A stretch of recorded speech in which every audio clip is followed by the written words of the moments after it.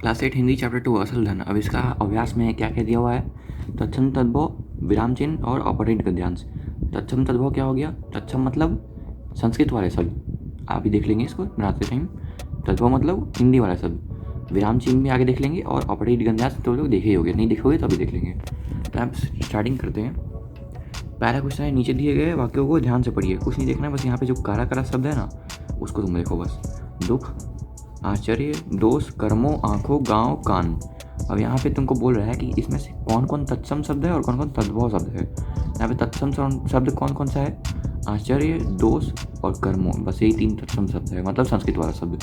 अब तद्भव मतलब हिंदी वाला शब्द कौन कौन सा है? दुख, आंखों, कान और एक गाँव, यहाँ पे छूट गया है, गाँव लिखना। तो ये हो गया तत्सम वाले शब्द, संस्कृत वाले शब्द, और ये हो गया हिंदी वाले शब्द। तो ये था तत्सम तद्भव। अभी आगे भी इसको देखेंगे।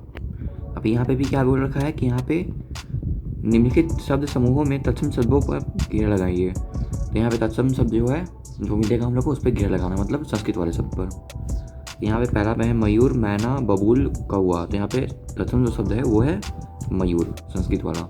उसका फिर रात, जिह्वा, आग, चांद। यहाँ पे जिह्वा जो है संस्कृत वाला शब्द है। तो यहाँ पे देख के ही पता चल रहा है कि संस्कृत वाला शब्द कौन है और हिंदी वाला शब्द कौन है।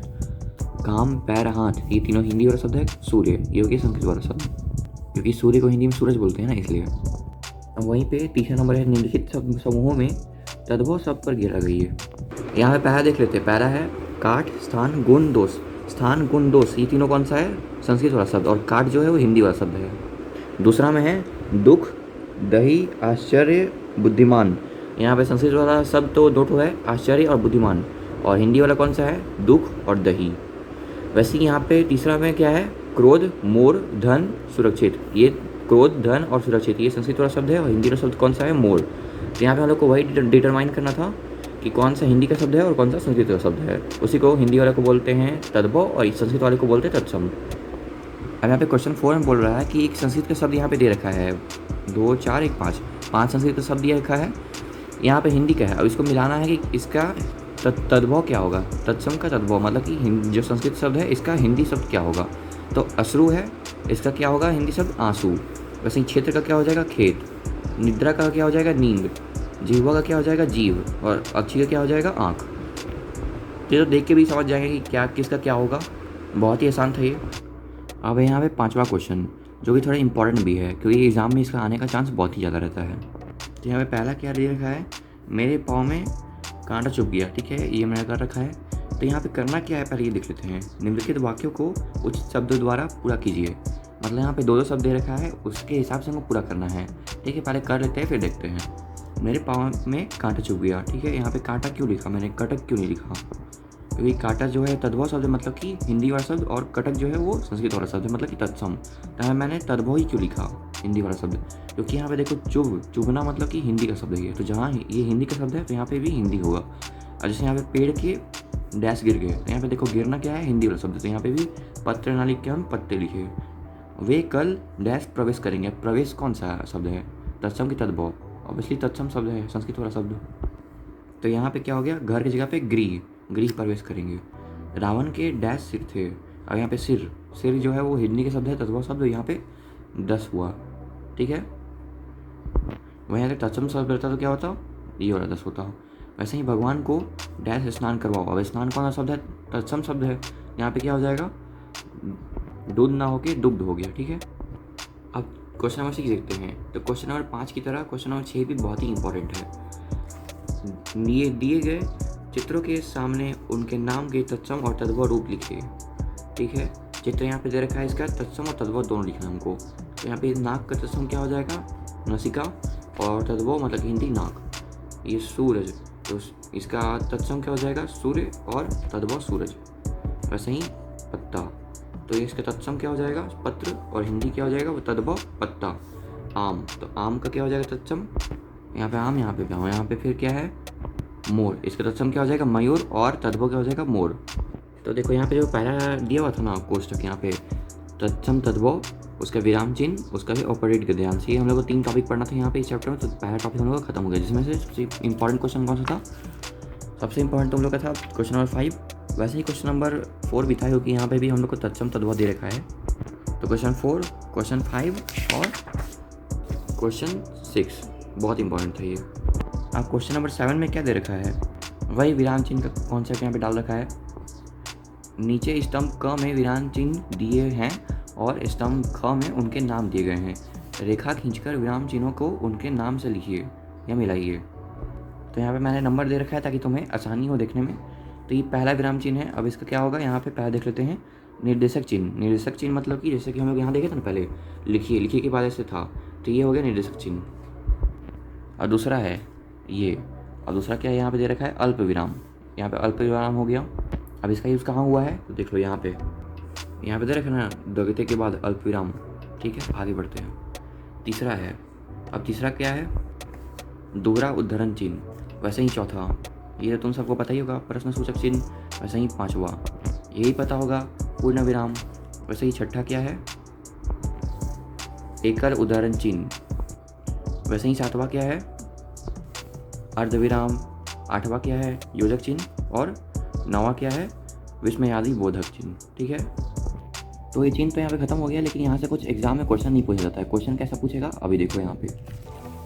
अब यहाँ पे 8वां नंबर क्वेश्चन दे रखा है, नीचे दिए गए वाक्य में प्रयुक्त विराम चिन्हों का पहचानिए और उनके नाम लिखिए। ठीक है, तो यहाँ पे ऐसे तुमको वाक्य देगा, उसका फिर यहाँ पे तुमको विराम चिन्ह लगाने बोलेगा। बस ऐसा ही क्वेश्चन आता है एग्जाम में। तो विराम चिन्ह के लिए क्वेश्चन नंबर 8 बहुत ही इंपॉर्टेंट है। तो पहला वाक्य है जिसको हम लोग सेंटेंस बोलते हैं, हमने जीवन में कई पड़ोस बदले हैं। ठीक है, तो यहाँ पे सिर्फ यही विराम चिन्ह है जिसको बोलते हैं पूर्ण विराम। तो यहाँ पे ऐसा जो विराम चिन्ह का साइन दिखा दो और उसका फिर नाम में पूर्ण विराम लिख दो। वैसे ही ख में क्या है, हमें पता है कि केवल टीवी नई पीढ़ी के लिए कितना नुकसानदेह है। तो यहाँ पे 2 विराम चिन्ह है, एक ये और एक ये। ठीक है, तो यहाँ पे हम लोग दे दिए विराम चिन्ह। अब इसका नाम क्या है, तो पहला का है एक है उदाहरण चिन्ह और दूसरा का है पूर्ण विराम। तो इसका तुमको ये जो है क्वेश्चन नंबर 7, इसका तुमको पूरा जो मिलाए हो तुम, इसको पूरा तुमको समझना होगा। देख के तुम हर दिन हर सप्ताह में कम से कम 3 बार देखोगे तो तुमको याद हो जाएगा। और ये सब क्वेश्चन सॉल्व करते चलना, क्योंकि इसमें सारा विराम चिन्ह दिया हुआ है। हम एक ही सवाल दागते, आज भाभी जी का क्या हाल है। तो यहाँ पे 3 विराम चिन्ह। ठीक है, एक यहाँ पे अल्प विराम, उसका फिर ये दोहरा उदाहरण चिन्ह और उसका फिर लास्ट में प्रश्न सूचक चिन्ह। तो यहाँ पे हम लोग तीनों दे दिए, उसका फिर नाम लिख दिए, अल्प विराम, दोहरा उदाहरण चिन्ह और प्रश्न सूचक चिन्ह। अब यहाँ पे मैंने तुम्हारे लिए एक छोड़ रखा है। ठीक है, ये तुम करना, मैं यहाँ पे बता रहा हूँ, ये तुम करना। फिर आंटी मम्मी ने आपकी साड़ियाँ प्रेस करवा कर भेजी। ठीक है, यहाँ पे हो गया। अब यहाँ पे 3 विराम चिन्ह है, एक पहला, ठीक है, उसको क्या बोलते हैं दोहरा उदाहरण चिन्ह। ठीक है, ये शुरू हुआ, उसका फिर अल्प विराम, फिर इसको क्या बोलते हैं। तब इसके लिए तुम्हें यहाँ पे आना पड़ेगा पहले। फिर यहाँ पे देखना होगा कि अच्छा ये लास्ट है, लास्ट नंबर क्या था, विस्मयादि बोधक चिन्ह। यहाँ हम लोग लिख देंगे। तो हम लोग का दोहरा उदाहरण हो गया, अल्प विराम हो गया, विस्मयादि बोधक भी हो गया। अब क्या बचा लास्ट में, एक और है पूर्ण विराम। तो ये 4 हो गया, इसका नाम तुम खुद से लिखना। उसका फिर लास्ट में है पंडित जी जवाहरलाल नेहरू भारत के प्रथम प्रधानमंत्री थे। ठीक है, यहाँ पे एक कोष्टक चिन्ह हो गया पहला और दूसरा था पूर्ण विराम। तो यहाँ पे कोष्टक चिन्ह पूर्ण विराम, नाम लिख दिए कोष्टक चिन्ह और पूर्ण विराम। तो ये बहुत ही इंपॉर्टेंट था, यहाँ से एग्जाम में क्वेश्चन उठता ही उठता है हर साल। तो ये क्वेश्चन नंबर 8 को तुम ऐसे मत छोड़ना, और क्वेश्चन नंबर 7 में जितना भी चिन्ह दिया है सबको एक बार देखते रहना, हर सप्ताह कम से कम 3 से 4 बार। एग्जाम में ऐसा ही क्वेश्चन देगा तुमको, नीचे लिखे वाक्यों में उचित विराम चिन्ह लगाइए। अब बस वाक्य दे देगा, तुमको विराम चिन्ह लगाना होगा। अब यहाँ पहला में है हमारे पड़ोसी बहुत अच्छे हैं। अब यहाँ पे कुछ दिया तो है नहीं बीच में, बस यहाँ पे अच्छा ही बता रहा है, यहाँ पे सिर्फ नॉर्मल वाक्य है। तो यहाँ हम लोग क्या किए, पूर्ण विराम चिन्ह लगा दिए, बस यहाँ पे ही लगेगा। फिर है मैं चिल्लाया, उसका फिर ये खत्म हो गया यहीं पे। फिर दूसरा वाक्य शुरू हो रहा है, यह कूड़ा किसने फेंका। मैं चिल्लाया अलग यहाँ पे है, और यह कूड़ा किसने फेंका ये अलग हो रहा है। ठीक है, तो मैं चिल्लाया के बाद अल्प विराम, और उसका फिर ये जो यह कूड़ा किसने फेंका वो भी इसी ने बोला है ना, तो यहाँ पे दोहरा उदाहरण चिन्ह लगा और यहाँ पे प्रश्न सूचक चिन्ह। ठीक है, यहाँ पे 3 विराम चिन्ह लगा, अल्प विराम, दोहरा उदाहरण चिन्ह और प्रश्न सूचक चिन्ह। वैसे ही यहाँ पे तीसरा है, आज मैंने प्रेमचंद की बड़े भाई साहब कहानी पढ़ी। अब यहाँ पे कहानी है बड़े भाई साहब। ठीक है, तो कहीं भी तुमको कहानी या फिर मुहावरा सुनने मिले, देखने मतलब कि लिखा हुआ मिले, तुमको यहाँ पे एक उदाहरण चिन्ह लगा देना है, बस आँख बंद करके। फिर लास्ट में क्या लगेगा, पूर्ण विराम। ठीक है, अब यहाँ पे है चौथा, बच्चों क्या कर रहे हो। यहाँ पे बोल रहा है पहले बच्चों, उसका फिर दूसरा वाक्य शुरू हो रहा है क्या कर रहे हो। तो बच्चों के बाद क्या लगेगा, अल्प विराम, उसका फिर लास्ट में क्या लगेगा, पूर्ण विराम, बस यहाँ पे यही लगेगा। फिर है 5वां, कचरा इधर उधर मत फेंको। इधर उधर दोनों मेल खाता लग रहा है, तो यहाँ पे क्या हो जाएगा, योजक चिन्ह लग जाएगा और उसका फिर मत प्रयोग के बाद पूर्ण विराम। ठीक है, ऐसे ही अरे बाप रे, अरे बाप रे है यहाँ पे। फिर लिखा है इतना बड़ा हाथी, तो यहाँ पे आश्चर्यचकित होकर बोल रहा है अरे बाप रे, तो यहाँ पे क्या हो जाएगा, विस्मयादि बोधक चिन्ह लगेगा। ठीक है, उसका फिर लास्ट में क्या हो जाएगा, पूर्ण विराम चिन्ह। तो ये बहुत ही इंपॉर्टेंट था, इसी में से कोई एक क्वेश्चन उठ के एग्जाम में आना तय है, तो तुम देख लेना एक बार। तो हम लोग का दोनों कॉन्सेप्ट खत्म हो गया, एक तत्सम सद्भाव संस्कृत का शब्द और हिंदी का शब्द, और उसका फिर क्या हो गया, विराम चिन्ह का भी कॉन्सेप्ट खत्म हो गया। अब हम लोग का जो लास्ट बचा है वो है अपठित गद्यांश। ठीक है, अपठित गद्यांश का मतलब होता है जिसको तुम लोग पढ़े नहीं हो, तुमको एक यहाँ पे पैराग्राफ दे रखेगा, उसके हिसाब से तुमको यहाँ पे क्वेश्चन पूछेगा, उसके हिसाब से तुमको आंसर लिखना है। तो ये तो बहुत ही आसान होता है, तुम उसको खुद से भी कर लोगे, फिर भी तुम एक बार आंसर देख लो अगर नहीं हो रहा है तो। पहला यहाँ पे क्वेश्चन है, यहाँ पे पहला है रीनू ने सबसे क्या कहा था। रीनू ने सबसे कह दिया कि रेवा की मम्मी ने रेवा के जन्मदिन पर बुलाया है। दूसरा है रीनू कौन सा नज़ारा देखना चाहती थी। उत्तर होगा रीनू शाम का नज़ारा देखना चाहती थी। तीसरा होगा स्कूल में रीनू क्या सोच रही थी। स्कूल में रीनू यह सोच रही थी कि मैं सबको अप्रैल फूल बना रही हूँ, तो मेरे को भी शाम को रेवा के घर जाकर सबसे खिसियाने चेहरे देखना होगा। चौथा क्वेश्चन है रेवा के घर पहुंचकर रीनू ने क्या देखा। रेवा के घर पहुंचकर रीनू ने देखा कि सब खा पी के रहे हैं और सच में रीनू का जन्मदिन है। पांचवा हो जाएगा रीनू क्या चाहती थी और क्या हुआ। रीनू सबको अप्रैल फूल बनाकर सबके चेहरे देखना चाहती थी, लेकिन वह खुद अप्रैल फूल बन गई। अब जो 11 नंबर क्वेश्चन है वो तुम्हारे प्रैक्टिस के लिए, ऐसा क्वेश्चन तुम्हारे एग्जाम में लगभग नहीं आता है। ऐसा अनुच्छेद दे के नहीं आएगा, बस ऐसा वाक्य दे के आएगा। ठीक है, वाक्य देगा, उसमें तुमको लगाने बोलेगा विराम चिन्ह। फिर भी यहाँ पे देख लो एक बार, मुरली वाला बोला, इसका फिर क्या लगेगा, अल्प विराम। उसका फिर दूसरा उदाहरण चिन्ह यहाँ से शुरू हो जाएगा क्योंकि दूसरा वाक्य शुरू हो रहा है। आपको क्या पता बाबूजी कि इनकी असली लागत क्या है। ठीक है, उसका फिर प्रश्न पूछ रहा है, तो यहाँ पे प्रश्न सूचक चिन्ह लगेगा। यह तो ग्राहकों का दस्तूर होता है कि दुकानदार चाहे हानि उठाकर चीज़ क्यों ना बेचें, वह ग्राहक यही समझते हैं। उसका फिर अल्प विराम, अब बता रहे हैं क्या समझते हैं। दुकानदार मुझे लूट रहा है। ठीक है, प्रश्न यहाँ पे क्या होगा, पूर्ण विराम। उसका फिर दूसरा उदाहरण चिन्ह जो यहाँ पे शुरू हुआ था वो खत्म हो जाएगा यहाँ पे।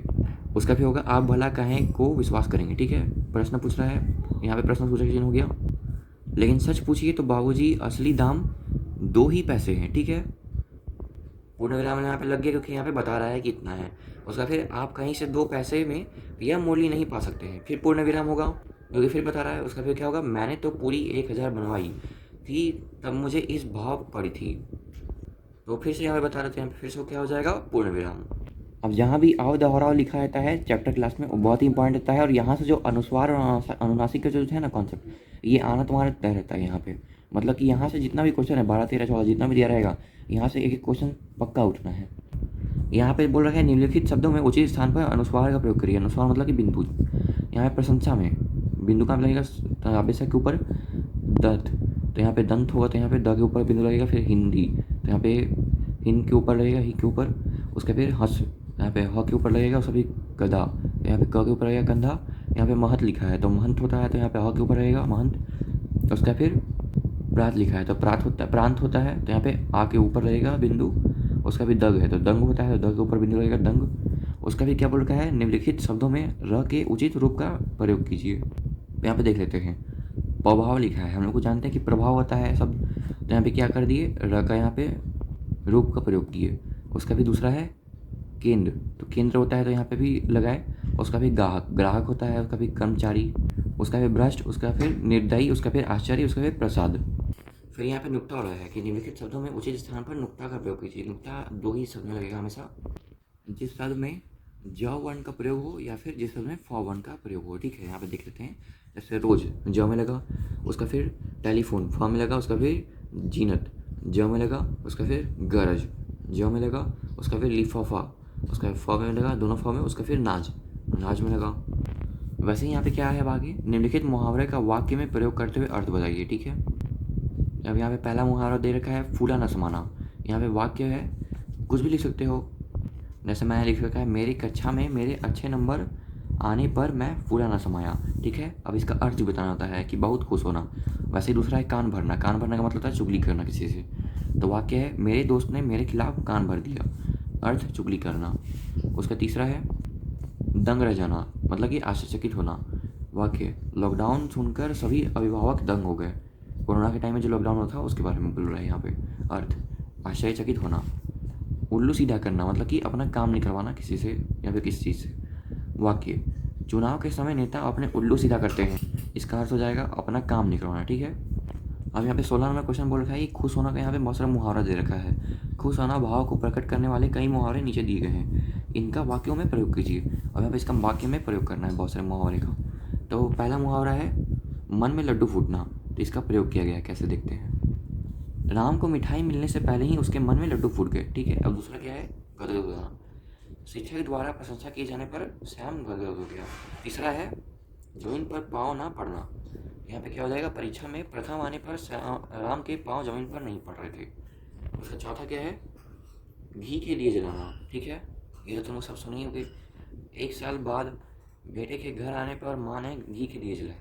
अब लास्ट वाला जो है आखिरी, फूला ना समाना, ये भी तुम लोग सुने ही होगे। दौड़ प्रतियोगिता जीतने के बाद राम फूला ना समाया। ये भी बहुत ही इंपॉर्टेंट क्वेश्चन है, 17 नंबर, इसको तुम लोग मार्क कर लेना इंपॉर्टेंट में। निम्नलिखित संज्ञा शब्दों के भेदों के नाम लिखिए। ठीक है, मुस्कुराहट, ये क्या है, भाव है एक मुस्कुराना, तो यहाँ पे भाववाचक। किसान, किसान जातिवाचक हो गया क्योंकि किसान में बहुत लोग आ जाएंगे। वैसे ही भिखारी, ये भी जातिवाचक हो जाएगा क्योंकि भिखारी में बहुत लोग आ जाएंगे। वैसे ही धुलाई, धुलाई, हंसना, रोना, कुटाई, ये सब भाववाचक है। वैसे ही महाभारत, ये भी क्या है, व्यक्तिवाचक, क्योंकि यहाँ पे महाभारत सिर्फ एक है। वैसे यहाँ पे प्रेमचंद, प्रेमचंद क्या है, व्यक्तिवाचक। दुकान, दुकान क्या है, जातिवाचक, दुकान तो बहुत चीज़ का हो सकता है।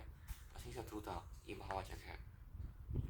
वैसे ही शिमला, ये व्यक्तिवाचक हो जाएगा, कहीं एक जगह का नाम है ये।